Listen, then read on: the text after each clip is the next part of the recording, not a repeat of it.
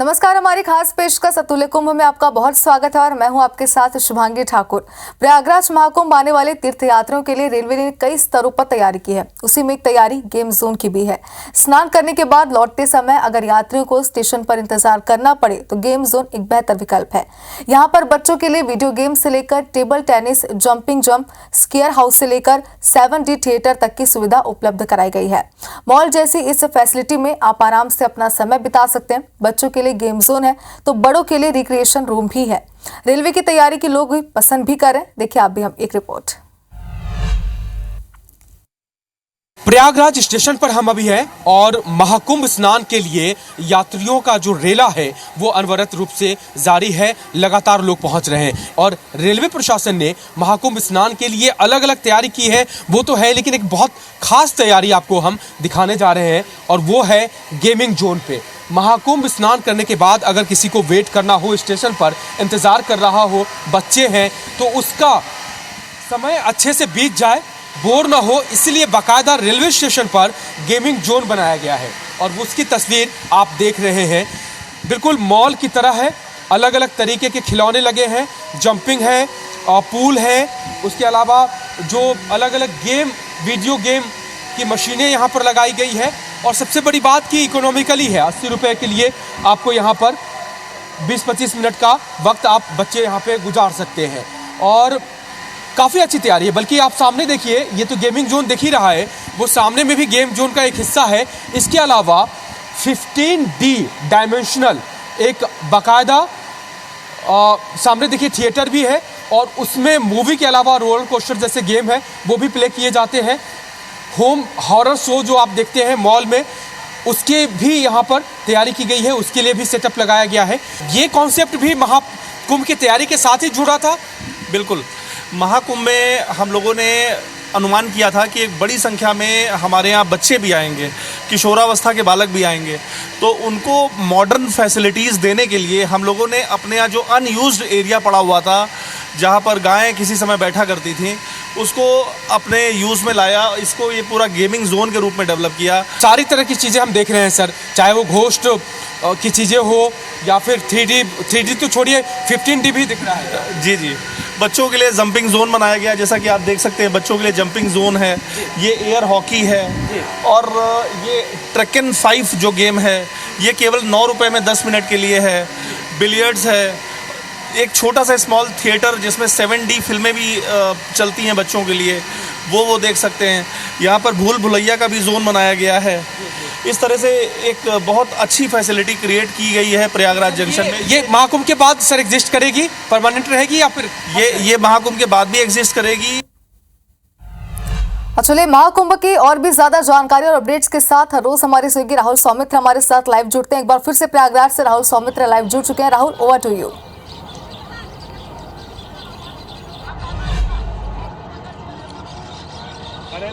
और अब आपको चूंकि प्रयागराज महाकुंभ का आज 44वां दिन है और एक दिन बाद यानी कुछ घंटों बाद इसका समापन होगा महाशिवरात्रि के पावन पर्व के मौके पर, 6वें स्नान के मौके पर। इसी कड़ी में तमाम सेलिब्रिटीज़ भी यहाँ पर आ रहे हैं, लगातार आ रहे हैं। उद्योगपति नीता अंबानी भी आ जाएंगे, उनके साथ उनकी बेटी ईशा भी उनके साथ रहीं। अरेल घाट पर ये सभी आए।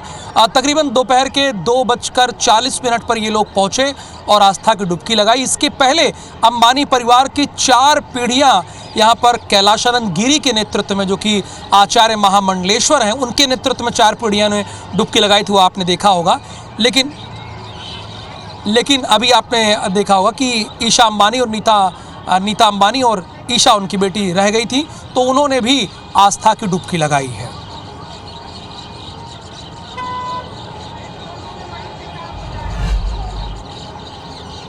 महाकुंभ में अब तक 63 करोड़ श्रद्धालुओं ने आस्था की डुबकी लगा ली है और आज हम आपको एक ऐसे अधिकारी से मिलाने जा रहे हैं जो एसी कमरे में नहीं, सड़कों पे हमेशा रहते थे। ट्रैफिक व्यवस्था को चुस्त दुरुस्त करने में यकीन रखते थे, यानी प्रयागराज के जिलाधिकारी रविंद्र कुमार जी हमारे साथ हैं।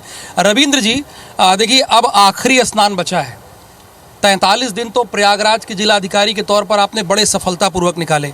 अब आखिरी दिन, आखिरी पर्व में क्या चैलेंजेस हैं? देखिए, जो चुनौती है वो फिर से वही चुनौती है कि जितने हमारे श्रद्धालुगण शिवालयों में, हमारे मंदिरों में और अमृत स्नान के लिए मेला क्षेत्र में आएंगे, उनकी सकुशल यहाँ पर एंट्री हो और उसके बाद सकुशल स्नान करने के बाद और भगवान शंकर की पावन जल चढ़ाने के बाद में फिर से सकुशल रूप से उनका निकास हो, वो हमारे लिए चुनौती है।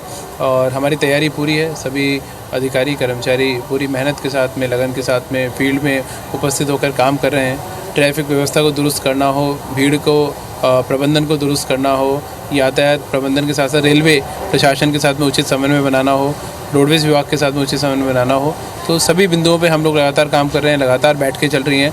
और जैसे कि मान लीजिए चारों तरफ से लोग आ रहे हैं, पूरब, पश्चिम, उत्तर, दक्षिण, और कार से आ रहे हैं, तो उनके लिए क्या इंतजाम है? वो प्रयागराज शहर के अंदर इंटर करेंगे या जो पहले की आपकी प्लानिंग थी बाहर ही पार्क करना होगा गाड़ियों में?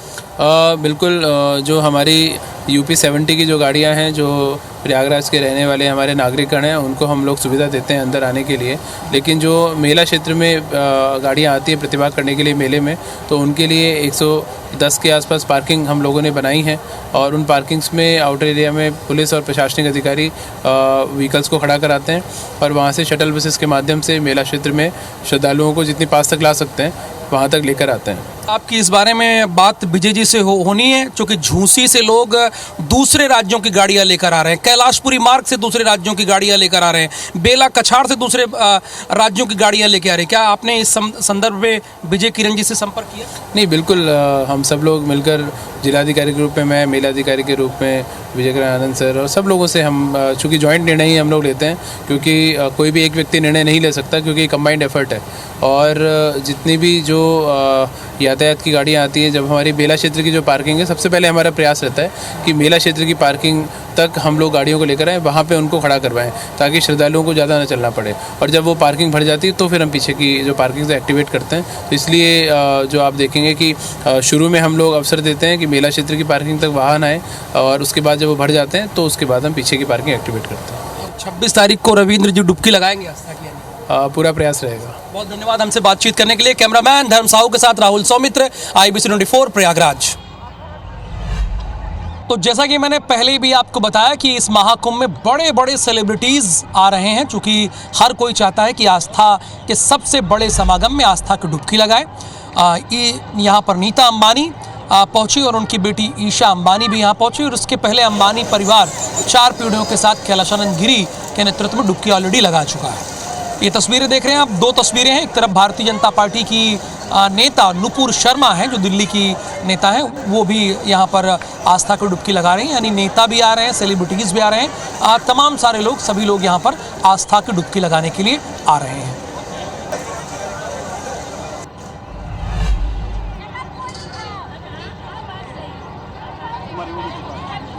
अतुल कुंभ के इस बुलेटिन में फिलहाल के लिए इतना ही, लेकिन आप बने रहिए IBC 24 के साथ, क्योंकि महाशिवरात्रि पर सबसे बड़ा और सटीक अपडेट पिछले 75 दिनों से टिकी हुई टीम यानी IBC 24 ही आपको देगी। नमस्कार।